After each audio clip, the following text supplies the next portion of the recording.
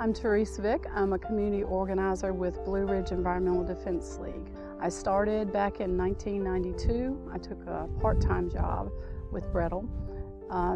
And I came out of my community in Northampton County. We were faced with the siting of a hazardous waste incinerator. And it was a 3-year fight. And a part-time position became available.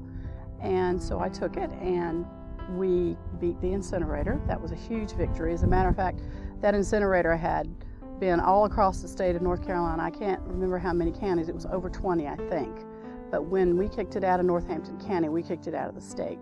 So that was a huge victory for us and for the people of North Carolina and for BREDL. I continued in the work because it was challenging and interesting and it needed doing. And for several more years, and worked on solid waste issues, worked on the hog waste issues, and the low-level radioactive waste issue, and whatever came next. One of the things that was the most interesting when I took this job with Blue Ridge back in 1992, Denise Lee was on staff also at that time, and I was going to Raleigh to do file research on the hazardous waste issue in my county.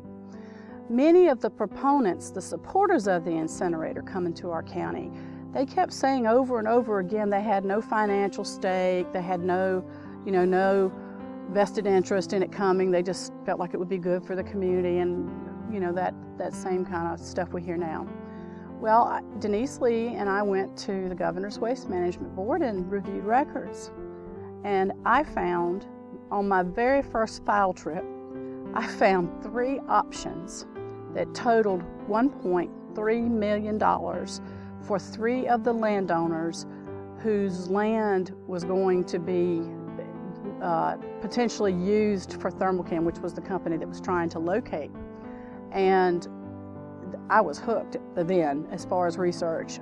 It was really significant for our county because it kind of exposed them for what we really knew that they were. It was a big media hit in the county and throughout North Carolina. So that was a significant event and probably fuels my interest in doing the research that I do now. Another one, maybe recently, I work on the fracking issue a great deal, and I do quite a few public records requests. And a recent significant thing with public records is finding that one of the members of the Mining and Energy Commission had met with the oil and gas giant Halliburton socially. So that was another thing related to the records research. But just this week, the week of April the 7th and 8th, the company that had signed many leases in Lee County, North Carolina, for oil and gas is pulling out.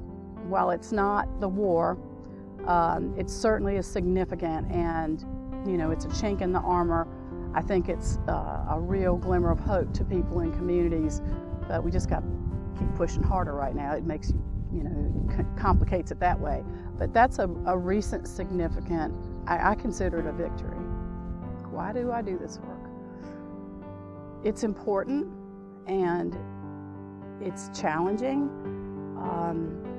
And like I said before, it needs doing. I think BREDL is a really unique organization, maybe of any organization that I've been familiar with, in the level of service to our chapters, in the creativity that we go forward with our strategy, and it makes the job exciting. One thing I say to communities a lot that are facing really, really difficult struggles that may take a while is that you only have to last one day longer than they do.